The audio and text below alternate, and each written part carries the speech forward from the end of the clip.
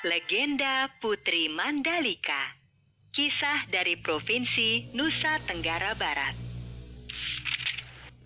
Setiap tahun, pada bulan Februari hingga Maret, di pantai Kuta Lombok, berlangsung Festival Bau Nyale. Festival Bau Nyale adalah acara tradisional suku Sasak untuk menangkap cacing laut. Cacing-cacing laut dalam bahasa Sasak disebut nyale.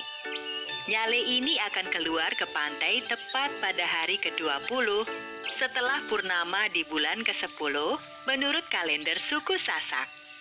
Pantai Kuta Lombok terletak di Kabupaten Lombok Tengah, Provinsi Nusa Tenggara Barat. Menurut cerita yang dipercaya hingga sekarang oleh masyarakat suku Sasak, nyale atau cacing laut ini masih ada hubungannya dengan seorang putri raja di masa lampau. Bagaimana kisahnya?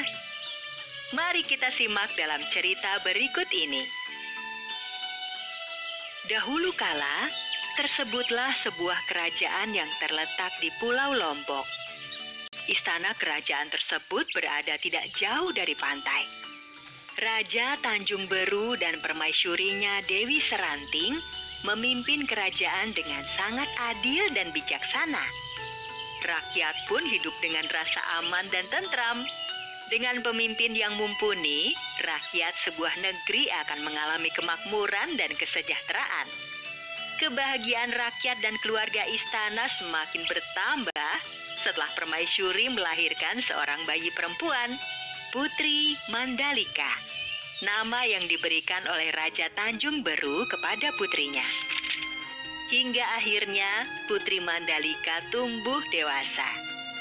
Selain cantik, Putri Mandalika juga memiliki tabiat yang sangat luhur. Pangeran, Anda dari negeri yang sangat jauh. Kalau boleh tahu, apa tujuan pangeran berkunjung ke negeri kami? Maafkan Ananda, Yang Mulia Raja Tanjung Beru. Selama ini, Ananda telah mendengar tentang Putri Mandalika yang tidak hanya cantik, tetapi juga memiliki budi pekerti yang sangat luhur. Tujuan dari kedatangan Ananda adalah untuk melamar Putri Mandalika. Jika Yang Mulia berkenan, Ananda bermaksud menjadikan Putri Mandalika sebagai permaisuri. Sebagai seorang ayah, saya sangat tersanjung jika Mandalika menjadi permaisuri. Namun, untuk masalah ini, biarlah saya berbicara dengan Mandalika dan ibunya. Baik, terima kasih Yang Mulia telah berkenan mempertimbangkan lamaran Ananda. Untuk sementara, pangeran bisa beristirahat dahulu di istana khusus tamu kerajaan. Yang Mulia, tujuan Ananda adalah untuk melamar Putri Mandalika. Yang Mulia, maksud kedatangan Ananda... Ternyata bukan hanya satu pangeran yang melamar Putri Mandalika. Belasan pangeran dari berbagai negeri datang untuk melamar Putri Mandalika. Karena banyaknya pelamar yang datang, Raja Tanjung Beru mengadakan rapat terbatas dengan permaisuri dan putrinya. Mandalika, saat ini telah datang belasan pangeran dari berbagai negeri. Ayah tidak memutuskan pangeran mana yang akan ayah terima. Karena itu, keputusan ini akan ayah serahkan padamu. Mandalika, ibu dan ayah akan merestui siapapun pangeran yang akan engkau pilih. Ibu hanya bisa mendoakan engkau memilih suami yang tepat. Putri Mandalika tidak langsung memberi jawaban. Putri Mandalika pun memanggil semua pangeran yang melamarnya ke balairung istana.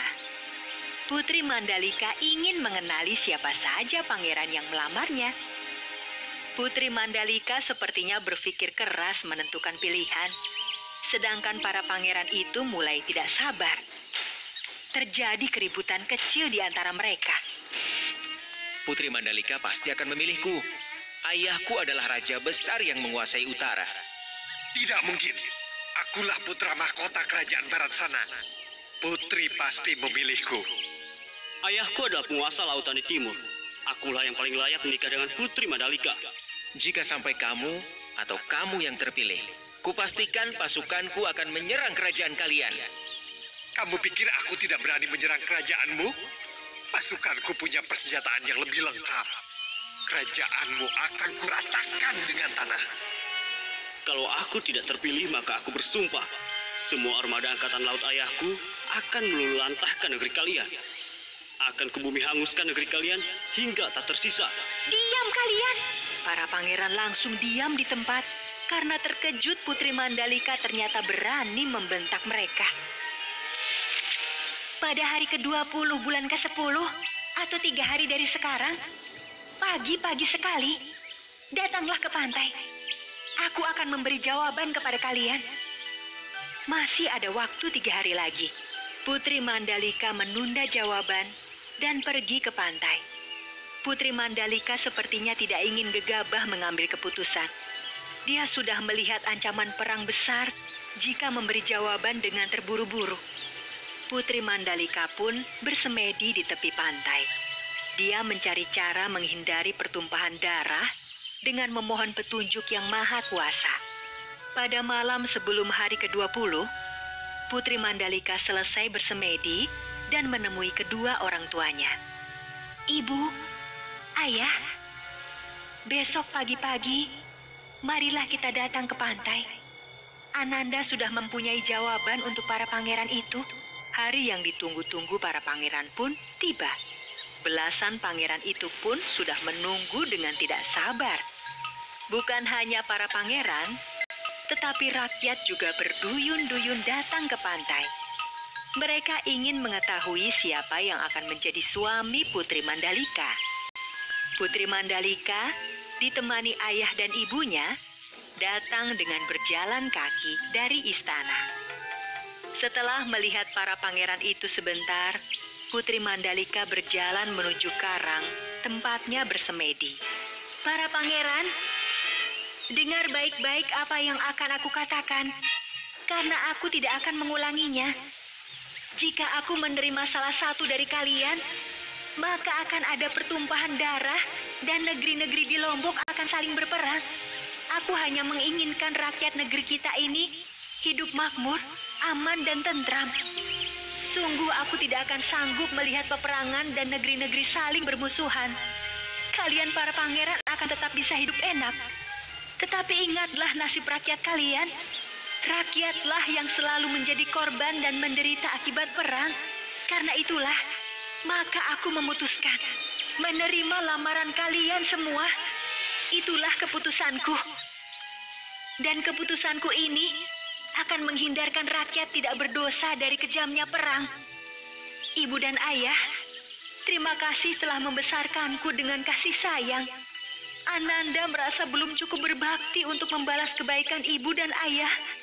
Tetapi takdir sudah menentukan demi kebaikan kita semua. Nanti akan muncul nyale berwarna-warni di pantai ini. Biarkan rakyat mengambilnya.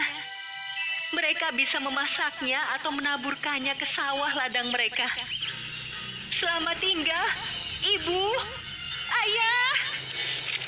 Ketika semua yang hadir masih belum paham apa maksud perkataan Putri Mandalika, tiba-tiba saja sebuah ombak besar datang dan membawa sang putri ke lautan. Tanpa dikomando, seluruh rakyat dan pangeran segera terjun ke laut mencari sang putri. Mereka berusaha menyelamatkan Putri Mandalika. Tapi, sepertinya usaha mereka sia-sia. Sang putri telah memutuskan melebur bersama lautan. Ketika semua sudah sangat kelelahan mencari sang putri, tiba-tiba dari arah laut, datanglah nyale berwarna-warni yang jumlahnya ribuan. Akhirnya, semua yang hadir menjadi paham maksud sang putri. Seperti pesan Putri Mandalika, rakyat mengambil nyale-nyale tersebut. Sebagian mereka masak, dan sebagian lainnya ditaburkan di sawah atau kebun agar tanaman tumbuh subur. Dan setiap tahunnya, tepat hari ke-20 bulan ke-10 penanggalan suku Sasak, nyale-nyale yang jumlahnya ribuan datang ke pantai.